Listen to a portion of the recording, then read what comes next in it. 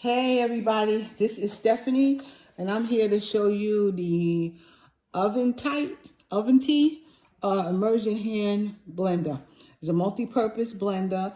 There are 300 watts. It has a low, and a high mode, just two modes, and a detachable shift. And that would be this. So this is the whole thing right here.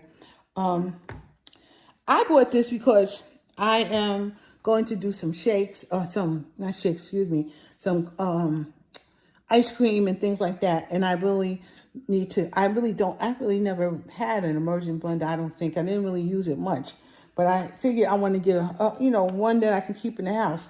So this one the top goes on easily, just like I just showed you right there. Comes right on. I want to plug it up here. Okay, it plugs up and it has two speeds. It has where is it? Here's the speeds on here, right here. The low and the high. That's all it is. So you would put it in. Maybe you want to turn it on low. And as you can see, that's what it looks like when it's going low. And this is what it is when it goes high.